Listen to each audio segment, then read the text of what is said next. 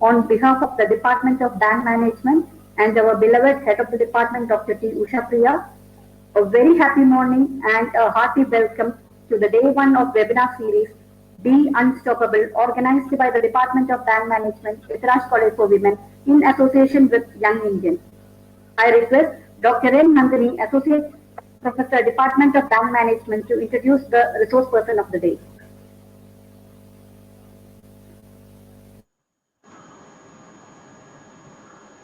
Thank you, Veena.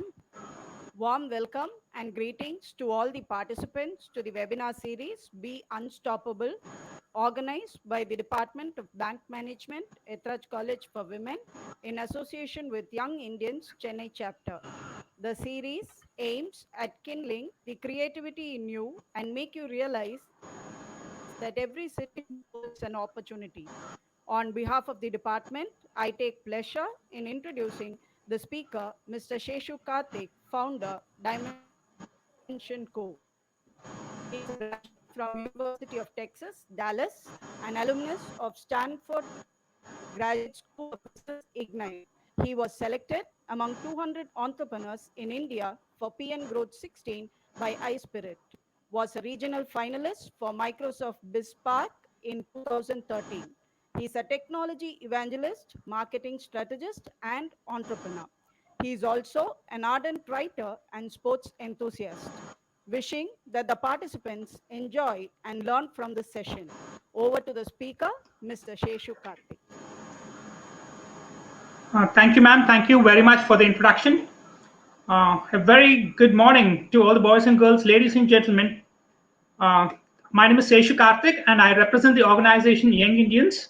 We call it YI. And Young Indians is a non-profit organization which works with the primary motto of building the nation.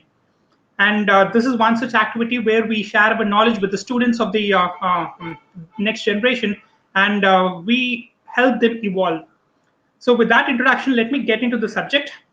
The topic we have for today is stardom beyond boundaries. And let me share my screen.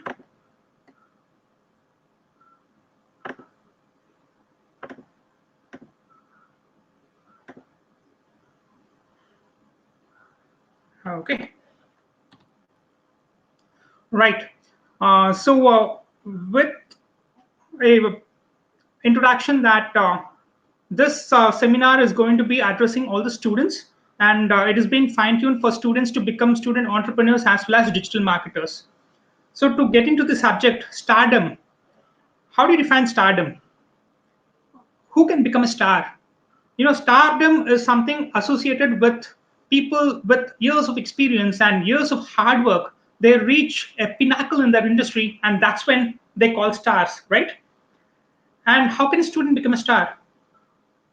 We have Dhirubhai Ambani, we have A.R. Rahman, Amitabh Bachchan, Rajni Kant. All these people are stars because they've reached the pinnacle of their industry. It takes so many years of hard work. But for students to become stars without corporate experience at very short period of time, how is it possible? It is possible. There's a shortcut. The shortcut to that is, in my next slide, it's innovation. Especially in this age and time where there are easy access to information. With touch of a button on your mobile phone, you can access any information you want. With that kind of information overload, innovation is possible, and with innovation, you can become star. So what kinds of innovation? Recently I happened to visit the JNN College in Chennai, and I was giving a talk on innovation avatars. When I asked people about defining innovation, I got beautiful answers from students. I was thrilled listening at different definitions for the word innovation. And among them, the best I could really relate to is doing things cheaper, faster, and better. That's innovation. So most of the problems in your life, there are already solutions. But if you can come up with an alternate solution, which is either cheaper in cost or faster in performance or better in its output, then you have an innovation. And innovation is the way forward to make things work, to stand out from the rest. So there is always a way to do it, and you just need to find it. Just look at the likes of Geo. That's a disruptive innovation, right? Reliance Jio, they have disrupted the telecom industry altogether. They have provided a solution which is cheaper than the others. It works faster and it's better in terms of coverage. So, a innovation like that, you know how well it is being taken by the Indians, and it is going places. Let's look at some more examples. The most common of innovation is the product innovation. When Microsoft released its MS Office suite, right? That was a remarkable product by itself. There was nothing like that before, and people adopted it so beautifully. I couldn't really imagine my life without MS Office, the Word and the Excel. So this MS Office and Windows gave the lifeline for Microsoft for decades. And fast forward to 2000, early 2000s, we have yet another player who said he's going to change the ecosystem by giving away a product similar to MS Office for free. That's Google. Google Docs changed the way how a software works. He hosted the software on the cloud and he gave it away for free. So it's cheaper. It's better because you can actually share documents with your friends. So this is innovation by itself. And of course, no innovation can be left out without mentioning iPhone and the Apple. So the iPhone was a disruption in its own way, and after which we got Android, and it was the year 2007, I believe. So these are product innovations, and it takes a lot of hard work and effort to come up with products of these kinds. Yet another example. In the year 1993, there was a car called Reva. I don't know how many of you have actually remember seeing this car on the roads. This car is an electric car, and it is the fastest selling electric car in the world. It is even better than the Italian and the German manufacturers. Just imagine how successful this car is. In the year 2010, Mahindra decided to buy this. So Mahindra bought Reva and owned the rights of the car. In the year 2013, it was rewarded as the one of the most innovative companies in the world in 2013. But guess what? Regardless of how many sales it has worldwide, it cannot match the Maruti Suzuki sales in India, right? Why is that so? A simple question: why is this car not able to match the sales of Maruti Suzuki in spite of being the world's largest electric car producer? The reason being, you can give me a lot of reasons. You know, the industry is not ready, or the infrastructure is not there, the people are not ready to adopt electric car, etc. But fast forward to 2012, you know, there's yet another car who actually heard the feedback from the users and designed a car which the users or the customers want. They did not design just yet another electric car, but they designed a car, an electric car that the customers would love to have. Just look at the car. It's Tesla, and it was launched in 2012 by Elon Musk. So if we are given a choice, right, which of the two cars we would buy if money is not a constraint, obviously for the features and for the looks, we would go for Tesla. So it's very important we come up with a product innovation, regardless of how better the solution is as of now. You can always come up with an even better solution. Not all innovations are product driven. Now we have process innovation, right? So Uber, I'm pretty sure all of us use Uber or Ola in India, and with Uber, they have not invented any product. They don't have a specific product lineup. All they have is a mobile application and a working arrangement between the cab drivers and the people who wish to use the cab. So it is that working arrangement which is the innovation by itself, and that's what made Uber successful across the world. Look at more examples. Flipkart. Flipkart, when it was launched earlier, right, and it was not the first e-commerce store of India. It's not the first. There were plays earlier, and I remember there was a Rediff shopping. India Times had its own shopping portal, and there was Sifi, I believe, at that point in time. But Flipkart ruled the world. You know how? They innovated a simple process by which Indians love it. You know what that was? It's the cash on delivery. The COD concept was introduced by Flipkart, understanding the mindset of the Indians who buy online. So with this concept, Flipkart took over the Indian market, and it became the pioneer in using cash on delivery. Now you can find that cash on delivery offered by every other e-commerce portal. So that's where process innovation takes place. And you can become a pioneer if you have a good process and if you're the first mover. Similarly, Amazon, in its early days, Amazon was one of the first few people to adopt e-commerce. It was the first few people to establish a marketplace rather than just selling its own goods. And this marketplace concept is being taken up by all these likes of Flipkart and Myntra, right? So that's what we have here in terms of process innovation. And we don't have to get restricted with just product innovation and process innovation.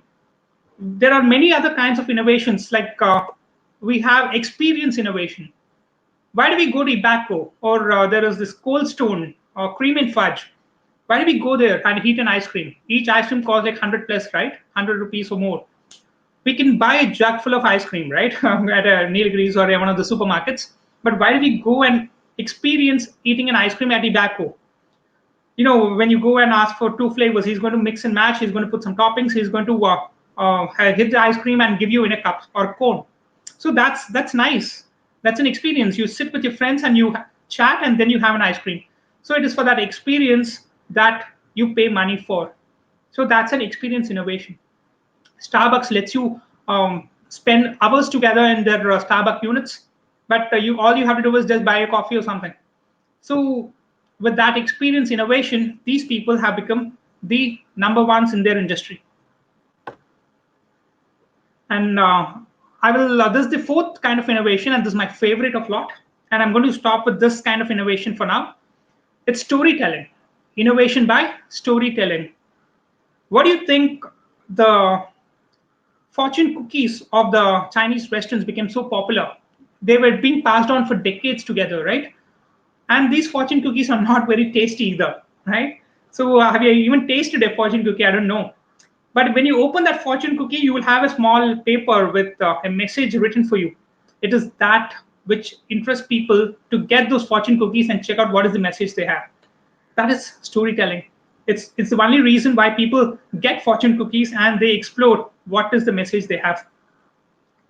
So yet another concept is this weight checking machine.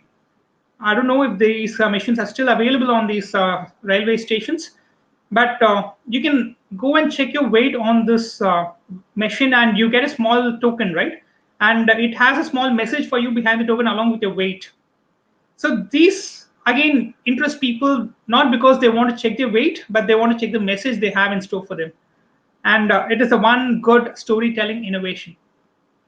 And you can have more of these innovations with respect to storytelling because they are low in cost. You don't have to spend much. All you have to do is come up with creative ways of messaging. You need to craft your message in very beautiful and a creative manner that people are impressed. It's all about the play of emotions. I guess you all agree that any leader for that matter, any orator, any speaker, any public speaker, they know how to tap audience emotions, right? They actually touch the right chord in evoking that emotion in you. In fact, all the television advertisements that you see, they all speak about emotions. Have you seen how Coca-Cola, right? Coca-Cola never talks about please drink Coke in their advertisements. They never ask people or urge people to drink Coke. They only talk about spreading happiness. It says open happiness. So happiness is the emotion they want to evoke. And regardless what people say, people feel or people have the perception that if you're happy, you need to have Coke. And that is the emotion that the advertisement drives. Similarly, you have Nike. Nike shoes never speak about buy shoes. They speak about athletics. They speak about you can do it, the willpower within a person. So it is that emotion they want to evoke. And these brands have become super massive and successful mainly because they were able to stick on to one particular emotion and able to deliver products in the same emotion. So now you have storytelling as an innovation that we're going to speak about for the rest of the seminar. If you're going to be good at storytelling, how do you do it from the comfort of your home? When you're a student, when you have a batch of friends and you want to make things spread or you want to spread a message, digital is a fantastic medium for you to do that. As I was telling you, now it's the age of information, right? People have access to WhatsApp and Facebook and all the social media channels that your message can travel very fast if it is worth it. So we're going to look at what those channels are. So in digital, we have the assets creation. So first, you need to build your digital assets. When I say assets, I mean your website, your handles, social media handles, your creatives, your videos. All these are your digital media assets you need to create in the first place. Then you need to distribute it across social media. You need to go and outreach to people to speak to them, and that's called digital outreach. Content marketing and influencer marketing are yet another important aspects. And finally, you have digital advertisements. So digital strategy. Let me look at how do you do that. Look at this image. So in this image, you have a acrobat walking on the rope, and there are a set of people who are actually walking that, looking at that acrobat who is walking on the rope. And there's this chotu who goes around collecting money from all the people. Interesting, right? So we have two people here.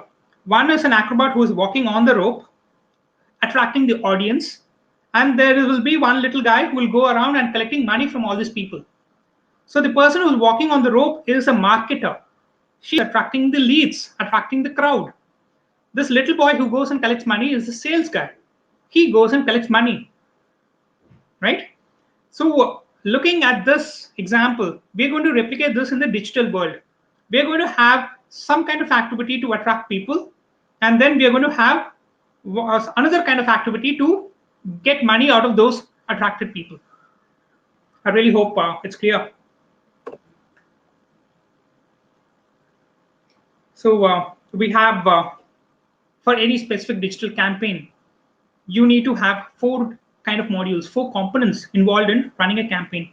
So a campaign is nothing but a message that you want to deliver. Okay. So with respect to that campaign, there are four steps you need to focus on. One is digital assets, creation of digital assets. So as I was telling you, you need to first create your Facebook and all your social media logins. You need to create all your websites, your photographs, your videos, and your audio.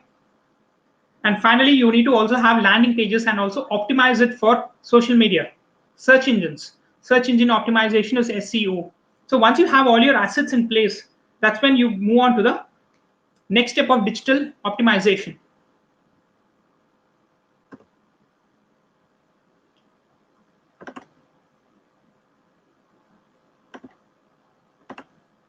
All right.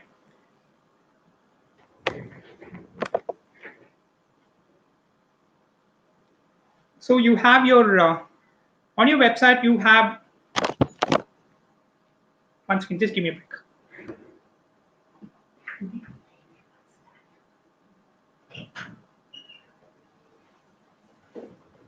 I'm sorry about that. All right. So on your website, there is a mode where you can get affiliate income.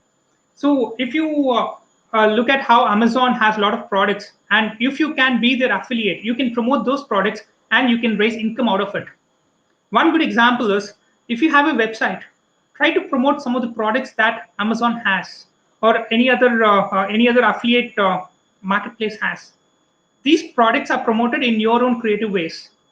You can create graphics, you can create videos, you can create anything that will promote those products in very creative ways. And that gets attracted, by that means you attract people. And when people come to your website, they click on buy link and that gets redirected to the Amazon website. So this is a simple affiliate model where you can earn your pocket money, or you can earn lots of money if you do it really well.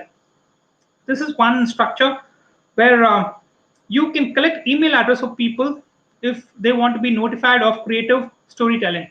So once you get their email address, you can always send them automation emails and then redirect them to the product website and help them buy the product. That way you can get an affiliate income.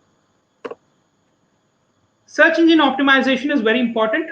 You don't have to worry too much at the initial stages, but you just need to write good content on your website or your blog. If you have real quality content, SEO is taken care by automatically, and by little effort, and by understanding how search engines like Google work, you can actually optimize your website to make it rank number one on the search engines. So that's about digital marketing, and we have uh, we have the likes of messaging. Okay, now let's look at how do we message, how do we draft a message. See, look at how iPod was introduced. They were talking about benefits. They did not actually talk about the features. It could be 100 GB, I don't care. It could be the fastest processor on earth, nobody cares. But all they care is how many songs can it hold? 1,000 songs in your pocket. So that's all I want to know. How many songs does it hold? And for how long does the battery last? So if you can drive messaging in a way that is attracted for the end consumers, you have a winning proposition with them.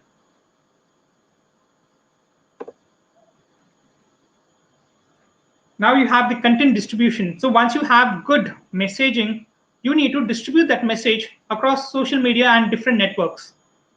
Not every social media network will adopt the same content. If you just check out, maybe YouTube can take 1 hour of videos, and people don't mind watching hour-long videos on YouTube. But if it's on Instagram, people don't have that much patience, right? On Instagram, you need to have videos which are maximum 1 minute in length. And similarly on Facebook, and people have the willingness to watch like 3 minutes or 5 minute videos on Facebook. So every social network has set different expectations from its users, and accordingly you need to make your pillar content as in your original content. You need to modify it and tune it, adapt it for different social media networks. And then you also have micro content. All the forums like Medium, Quora, LinkedIn, all these places will take micro content, and that's where you actually build your influence as a content writer, as a content thought leader. You try to build your influence. So before we actually get into the digital outreach part, let me just summarize what you could do as a thought leader. So you are going to establish yourself as thought leader in a specific industry, in a specific niche, and you're going to explain about your expertise on your website or your blog, distribute that content on social media, and on distribution you gain followership, fan base, and with that followership you're going to make an affiliate income, or probably even other forms of income where we can become influencers or freelancers. So having said that, let's get into the third component, which is digital outreach. Have you seen this site where there's a chai wala in a train, right? In a train that you might be traveling, there should be a chai wala who is shouting chai, chai, chai, right? And he never stops the first time when he goes. He keeps calling chai, chai, chai, and you call him and he'll never stop. He'll just keep walking straight. Have you noticed that? He'll not stop for you the first time. He goes till the end of the bogie, and then he returns back. When he returns back again, he's going to call chai, chai, chai, and this time when you call him, he's going to stop. He'll stop for you, he'll sell you chai, and he'll go to the next compartment. Did you see the strategy there? He's actually inducing the thought of having chai the first time. He's not trying to sell. He's merely inducing the thought. He walks straight till the end of the bogie and he comes back. When he comes back, you would have made up your mind that, okay, you're going to have chai. And when you're ready to have chai, that's when he sells it to you.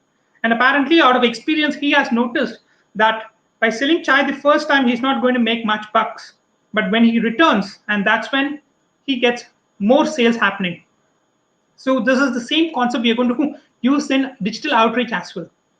When we engage with our customers, we are not trying to sell them the very first time. When you start doing hard selling the very first time, people repel. So you try to engage with them, and on engagement, the second time you're going to make sales. Have you seen how You visit a e-commerce like Amazon or Flipkart, and if you don't buy any of those products, right, they keep following you. Anywhere you go to a news website, you again get their advertisements.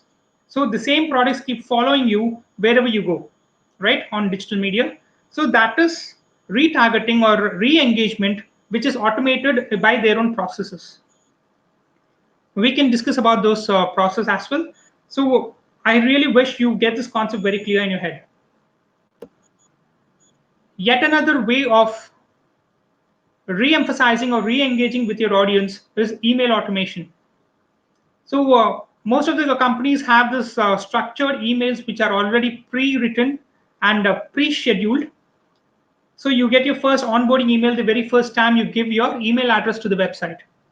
Then after 10 days or something, you get your second email. After the 20th day, you will get the third email. So these emails are pre-scheduled, and the chain is broken the moment you actually respond to one of those emails. That's when it becomes manual. So this is yet another mechanism by which you can actually adopt re-engagement and retargeting of your audience. And there are many tools which will help you do this. There is MailChimp, which is very popular. They give you 2,000 email credits. And then you have MailerLite, you have Active Campaigns. So there are a bunch of other email tools which has automation in place. You can experiment with any of these, and many of them have a free tier too. So to experiment, you can open it for free. Then we have social listening tools. In the World Wide Web, especially in the social media, there's so many conversations happening every minute, right? Twitter is full of conversations, and for a brand or for a thought leader, he wants to monitor what are the conversations happening in his niche. For example, if Pepsi is there, Pepsi would like to know what are the conversations happening in the food and beverage industry, so that it can join the conversation and make engagement with its audience. So there are social listening tools like Avario, which will monitor Twitter feeds and Facebook and all other social media feeds, and will notify you if there is anything mentioned about your targeted keywords. So if you're planning on selling books, for example, then you would like to know anything that's being talked about Amazon or Flipkart or any book author. So if somebody writes a comment about a book on Twitter, you get notified so that you can go and reply to that comment and you can engage with that audience.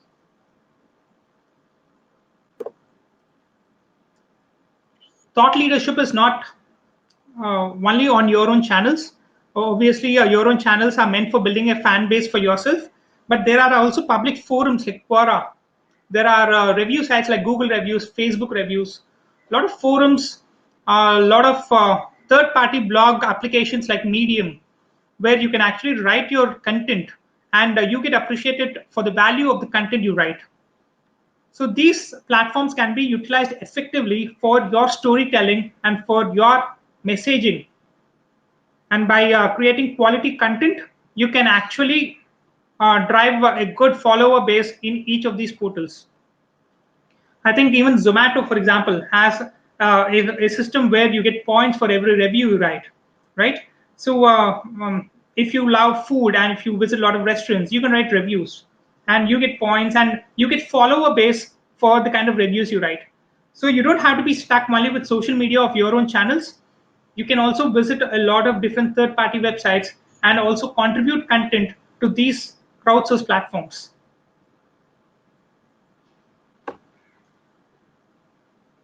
This is very interesting.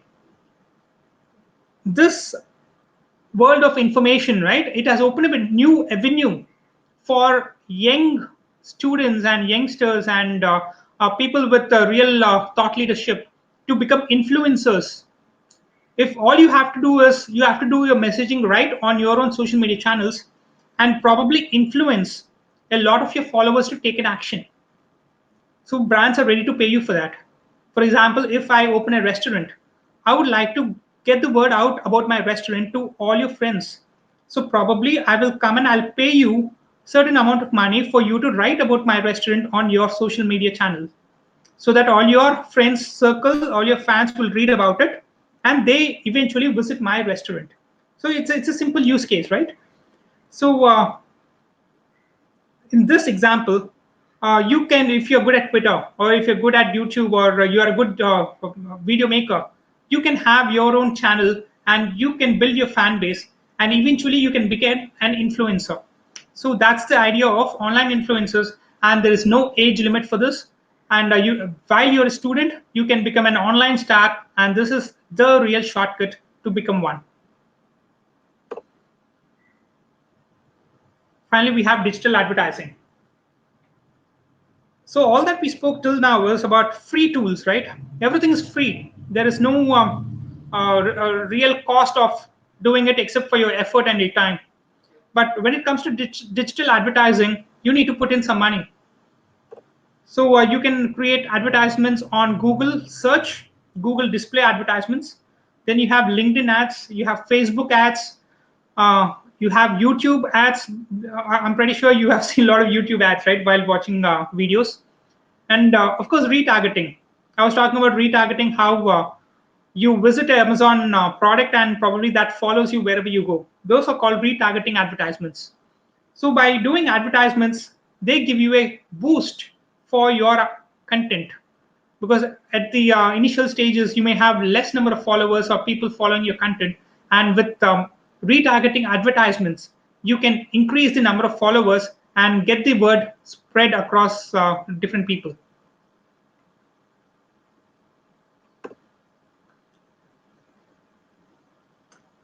So we have covered a few topics till now. So we spoke about how to become an online star. It's with innovation, and there are different kinds of innovation. Innovation, product innovation, process innovation. Then you have experience architect, and finally you have storytelling.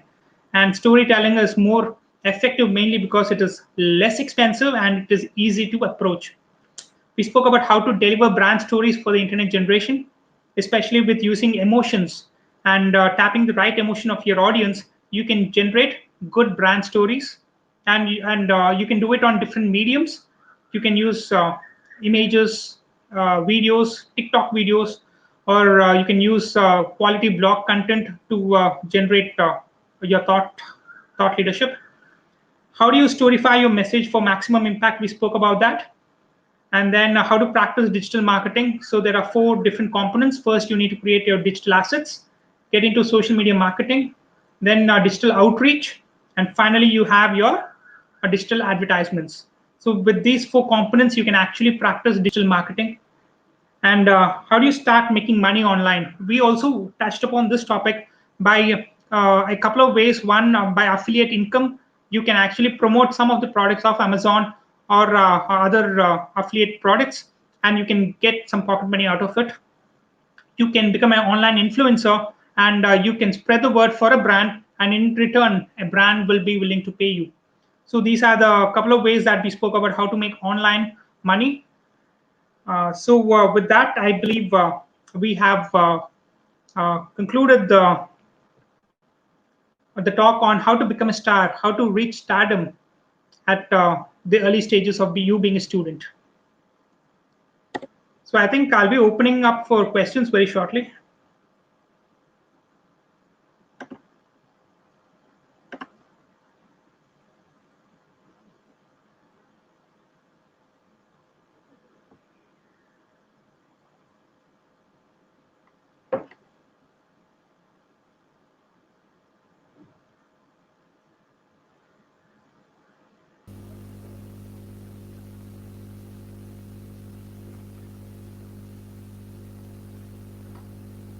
I'm just checking for any questions. Any questions, you can just type in the live chat.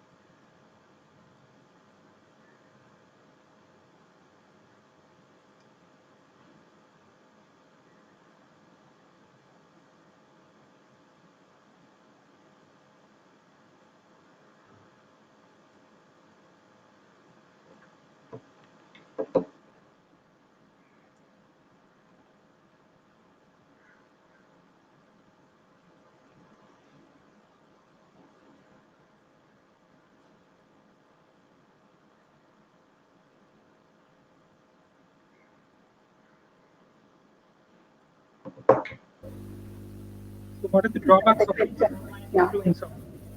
Thank you for the first question, Sangeeta. Okay, so influencer marketing is a good is a newborn industry, right? And Mali, in the last couple of years, we've seen the rise of influencers. One we've seen that is when people uh, consider you as an influencer, they really do not understand what is the value you can actually drive for them, right? So initially, you need to make sure that the value drive is properly measured. Once you measure your value, saying that the number of views that you can drive, the number of clicks that you can drive, by measuring those value proposition, you can become an influencer and you can dictate your own terms. The drawbacks per se is people look at it as a alternate media channel, and you need to be as careful as any other media person. So every word that you speak on behalf of the brand, it's going to be taken very seriously, and you cannot misspell words, or you cannot convey any non-fact, any wrong information, because you are considered just like yet another media person, and you need to be careful with the amount of content that you're actually speaking about. So that's something that you need to take care when you're an influencer, right? And of course, you need to make it very clear about your deliverables to your clients. You need to mention, okay, this is the number of clicks I can guarantee. This is the number of views that you will guarantee on your end. Anything more than that is always a bonus. So with that measurements and with that metrics in place, you can become a good influencer, and you can not let others take advantage of you. So any other questions?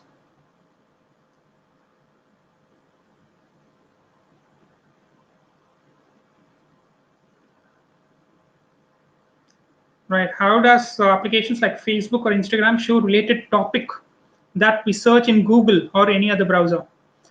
Interesting question. So, for example, you have searched something on Google, right? Give me an example. You would be searching for buying something, right? Something like uh, you'd be searching for a book, for example. Okay, How to Win Friends book. Okay, so you search for that book, and probably there'll be a website which is actually selling that book, and you visit that website on Google. So that website actually has cookies where it will know, okay, there is somebody who's visited my website, and for that particular user will be shown all advertisements on Facebook and Instagram. So when you go to Facebook or Instagram, you get advertisements only from that particular website. You wouldn't get advertisements from Google itself, right? So you get advertisements from Facebook, from that particular website on Facebook. A good example is Amazon. I was telling you. So you search for a book on Amazon, and you leave it, and probably when you go to other applications, say Google or Facebook, probably you get those products following you, and you get it displayed on your own Facebook channel. So that is called retargeting. So the concept behind that is retargeting, and every platform has a retargeting pixel that you need to set on your website. So if somebody visits your website, you can track all the people who visited your website, and you can show advertisements for them on their Facebook channel. So that's called retargeting. That's how it's done.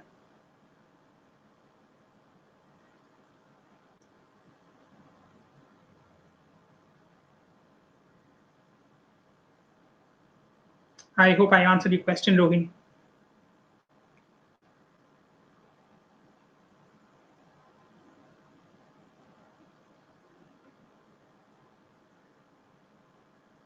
What are the benefits of SEO, search engine optimization, right? If you write a website, and what is the sources of traffic for your website, right? If you have a website, the most important source of traffic is Google search engine, or any other search engine for that matter. When people search for related keywords, you want your website to be in the first page, right? Nobody is going to search all the 10 or 20 pages of the Google search results. People search the first page, and at most the second page of results. And if they don't see your website in the first two pages, it's as good as you don't exist in the online world. So to get your website in the first search results of Google, and the process called search engine optimization is required. But if you have a website where you don't care about search engine traffic, for example, you just don't care and all you care is your Facebook or social media traffic and that's all you're happy with, in that case you don't need search engine optimization. But for most people, they want their website to be ranking in the top of the search engine search results, and that's why SEO comes into picture. And SEO is a very tricky process, and there are so many steps to it. You can actually follow the guidelines given by Google, and you can optimize your website for search engines in that right manner.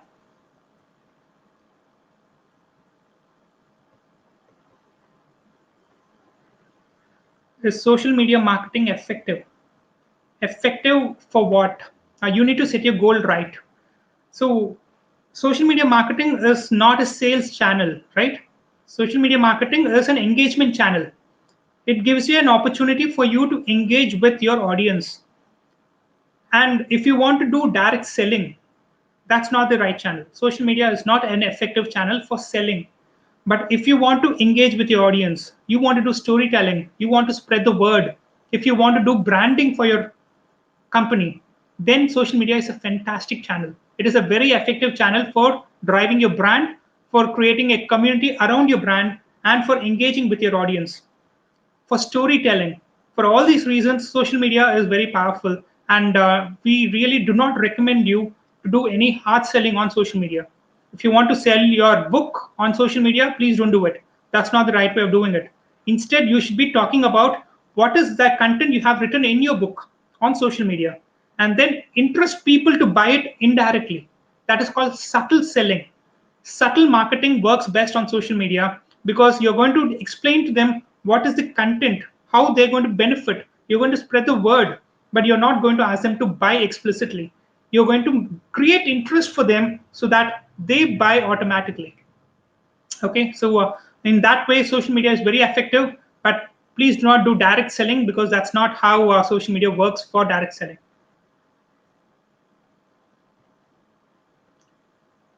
How can I start my career in digital marketing? Yes, Anusha. So the very first uh, things that you need to do is to set up your own digital assets.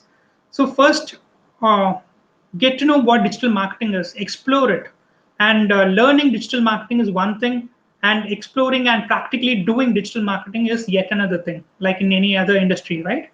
So you need to first do digital marketing for your own self. First, explore all the tools available. So create a website or a blog. You have WordPress.com, you have Medium. So there are multiple tools for you to create websites. Create a website for yourself. Then start talking or messaging about a specific niche. You select whatever works best for you. What is your passion in that particular niche? It could be about shopping, it could be about recipes or food making, it could be about your own banking sector. So you need to pick a niche and start writing about it on website, on your blog. Then start propagating on digital mediums like social media and other mediums. Once you distribute that content, you will get confidence about what works and what doesn't work. Then you learn digital marketing or digital advertising. Okay, you need to create ad accounts on Google and Facebook and actually boost your post. Once you do all of this, you will get the confidence on how to do digital marketing for your own self. Once you do this, you can then go and take up some of the friendly projects of your friends or your father's friends. You can actually take some projects and you can actually implement digital marketing as a pilot project. Once you get confidence in that, that's when you actually become a digital marketer and you can build a career probably in digital marketing. You can look out for jobs, and that is these jobs are very high paying jobs. So there's less learning curve, at the same time a lot of benefits. So uh, I would recommend you to learn digital marketing the formal way, practice it on your own, and finally go and probably take an internship in one of the digital marketing agencies. And with that internship experience, you can get full-time jobs as well, or you can become a freelancer, or you can have your own company which is into digital marketing. So I really hope I answered your question. Can you please suggest some reasonable domains to start a blog? Reachable domains. Okay, so WordPress.com is fantastic. WordPress.com is something you can explore for free. There's one more thing called Medium, Medium.com. In both these websites are very popular, and they help you propagate your web content to many of its audience as well. So that's a starting point, and it's for free.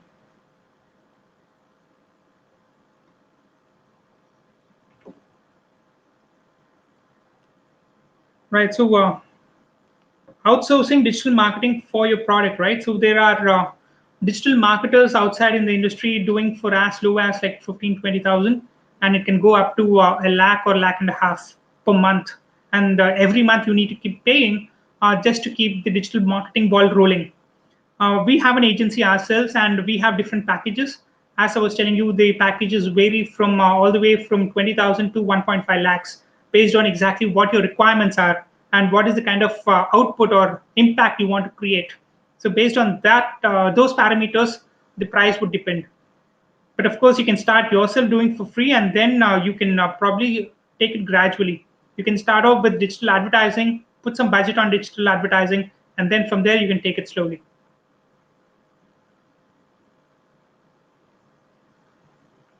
Is the future going to be completely online? What do you think, Revathi? What do you think the answer is? In my opinion, it's all about digital. It's all about online and digital. Now with this pandemic, right? We are all working from home, and digital has helped us a long way. And even in future, a lot of companies are getting into digital transformation. So people want to go paperless. It's not about lot of processes which are offline, right? They can be made online, and process automation is possible with digital. So a lot of manual work can be removed completely out of the system because it's all automated by the digital systems. And there can be autopilot reporting in place. There can be communication of which long distance communication is possible, and getting things done beyond boundaries is possible. So I really believe the future is going to be digital, and online plays a very important role. It's not just online. Now we have artificial intelligence, which is again digital, right? Artificial intelligence plays a major role. There is this VR and AR, augmented reality and virtual reality, which will play a major role in terms of communication. So you don't need a physical presence. With virtual reality, I can actually assume that you're here and probably interact with you in a very realistic way. So it's going to be a lot of tech-driven innovations in future. And one more reason why technology is preferred for innovation is because it's scalable. Say, for example, I just have a small education institute or a restaurant. If I run, it's not scalable, right? It's only one place, and it's only meant for that geography. But if I have a digital system in place, I can scale it to the world. The entire world is my audience. So just for this fact that digital systems are scalable, all the investors would love to invest on a digital product rather than a offline venture, right? A series of hotels may have less value than the OYO rooms by itself, right? Where OYO rooms does not have any hotel for itself. All it has is an agreement with people, right? So it is about the digital system which will be the future, according to me. Can we trust affiliate marketing? Is it worthy enough for the job? Affiliate marketing needs a skill of, it needs a specific messaging and kind of thought leadership.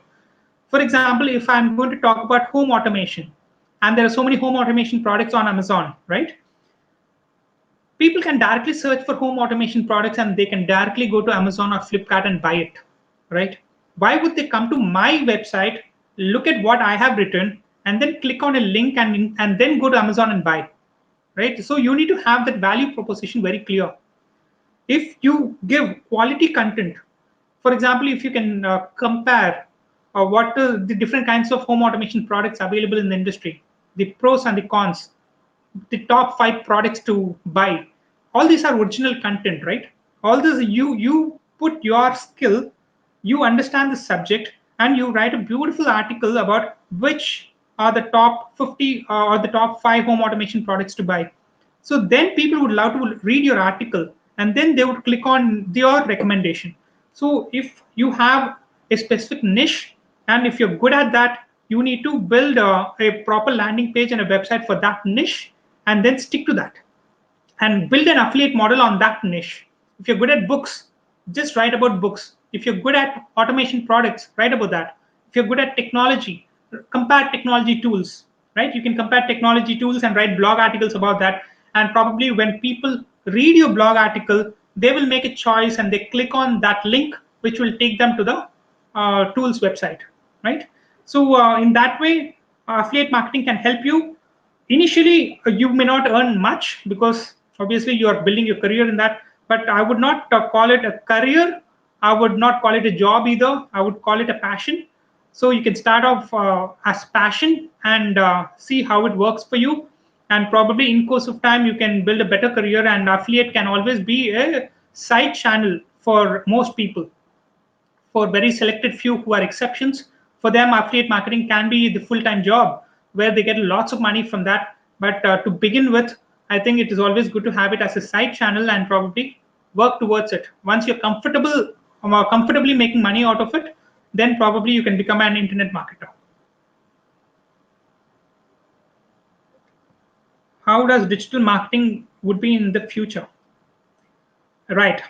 So digital marketing is still marketing, right? The basics of marketing will still apply. So if you look at any business school, all the aspects of marketing that they teach you, the three P's, so the product, price, and place, everything still matter. Digital is just a medium, right? So digital marketing is still pure marketing, but done on the digital medium. And the future would be new forms or new channels that people can engage with. I was talking about augmented reality, right? And then you have these 360-degree videos on YouTube, right? So all these are new channels, but the fundamentals of marketing is still the same. In future, you would probably have more bots. Now you have messenger chat bots, right? You go to any website, you have a chat bot or a messenger bot which is interacting with you. There's no human behind that bot, but it's just a simple program which is written to communicate with you, and it will replace the frequently asked questions. So more AI-driven solutions will be the future. So now we have these chatbots coming up. Now tomorrow maybe you will have more augmented reality bots coming up. So the future is more digital, and a lot of tech-driven solutions are there. A lot of automation will be there. Voice-driven solutions are the future. Now I don't think anybody would love to even type. Now it's all about voice, right? We call OK Google or Alexa to respond to us. So, okay, my Google has just responded when I said that word. Okay, so we have this voice orientation to be the future for digital marketing.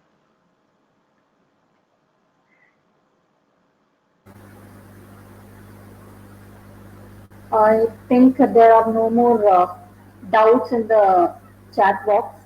Awesome, ma'am. Okay. I think we can just like wind up the session. All right. I request my dear colleague Anupama to thank the speaker.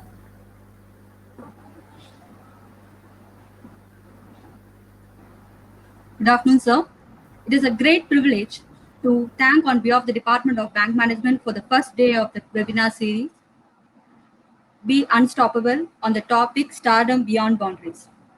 The entire session has been an enlightening one and has been a motivating guidance to our budding entrepreneurs. I thank Mr. Seshu Karthick for coming up with such a wonderful theme. Let me conclude this session and see you all tomorrow at 11 a.m. for the day 2 session. Thank you. Thank you, ma'am. Thank you so much. It's my pleasure here. Yeah, I think there is just one last question. Can you just answer that even though we wind it up? Just one last question. Yeah.